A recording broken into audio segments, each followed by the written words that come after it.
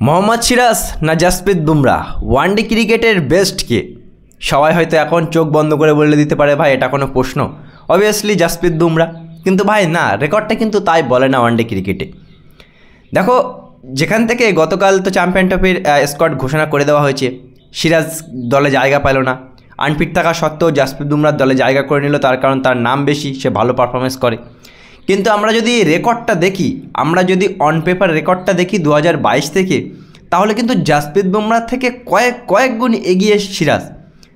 তার মানে সিরাজ 2022 সাল থেকে জাসপ্রীত বুমরাহ ভারতের হয়ে ওয়ানডেতে মাত্র নিয়েছে 41টা উইকেট। সেখানে মোহাম্মদ সিরাজ ভারতের হয়ে হায়েস্ট উইকেট টেকার 2022 সাল থেকে 2025 সাল পর্যন্ত 71টা উইকেট নিয়েছে, প্রায় ডবলের কাছাকাছি উইকেট নিয়েছে জাসপ্রীত বুমরাহ থেকেও। ওয়ানডে ক্রিকেটে বুমরাহর রেকর্ডটা কিন্তু সত্যি কথা বলতে অতটা ভালো না। আমরা যতটা টি-20 ও টেস্ট ক্রিকেটে দেখি জাসপ্রীত বুমরাহর ভালো পারফরমেন্স, সেটা কিন্তু ওয়ানডে ক্রিকেটে আমরা দেখি কোথাও যেন জাসপ্রীত বুমরাহ হারিয়ে যায়। আমরা ওয়ার্ল্ড কাপেও দেখেছিলাম, আমরা তার মানে ওয়ানডে ক্রিকেট যখনই আসে তখনই কিন্তু দেখি জাসপ্রীত বুমরাহ অতটা ভালো বোলিং করে না। সে আনফিট, সে এখনও সুস্থ হয়ে উঠেনি, তারপরেও সে স্কোয়াডে জায়গা করে নেয় চ্যাম্পিয়ন ট্রফিতে। কিন্তু সিরাজ যে হায়েস্ট উইকেট টেকার, যে ওয়ানডে ক্রিকেটটাই সবথেকে বেশি ভালো খেলে। বন্ধুরা, আমরা দেখি যে মোহাম্মদ সিরাজ টি-20তে প্রচুর মার খায়, টেস্টে কোনো সময় ভালো বোলিং করে, কোনো সময় ভালো বোলিং করে না। যে ফরম্যাটটা সিরাজ সবথেকে ভালো খেলে, সেই ফরম্যাটটা কিন্তু ওয়ানডে ফরম্যাট।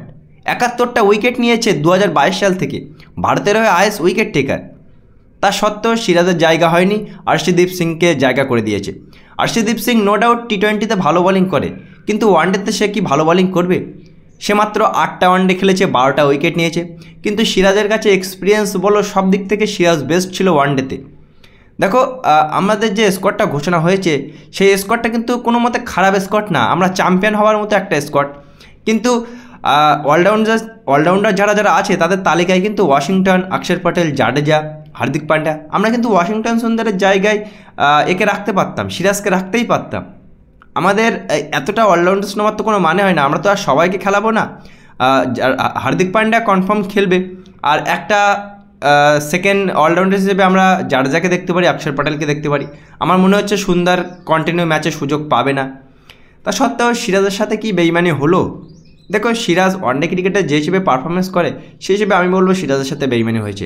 আমরা একটা স্পিনার ওয়াশিংটন সুন্দরকে না রেখে আমরা মোহাম্মদ সিরাজকে কিন্তু স্কোয়াডে জায়গা মানে দিতেই পারত। এমন তো না যে সে খারাপ বোলিং করে ওয়ানডে ক্রিকেটে, সে কিন্তু ওয়ানডে ক্রিকেটটাই সব থেকে ভালো বোলিং করে, তা সত্ত্বেও সে জায়গা পায়নি। তা সত্ত্বেও বলবো বন্ধুরা, স্কোয়াডটা ভালো, কিন্তু মোহাম্মদ সিরাজের সাথে একটু হলেও বেইমানি হয়েছে, তার রেকর্ডটা বলে। 2022 থেকে এখনও পর্যন্ত 71টা উইকেট নেওয়া মোহাম্মদ সিরাজ চ্যাম্পিয়ন ট্রফির স্কোয়াডে জায়গা পায়নি। বন্ধুরা, তোমরা কেমনভাবে দেখছো? বেইমানি কি হয়েছে সিরাজের সাথে? একটু আধে খারাপ তো লাগছে, তার কারণ রেকর্ডটা কিন্তু সিরাজের সাথেই ছিল।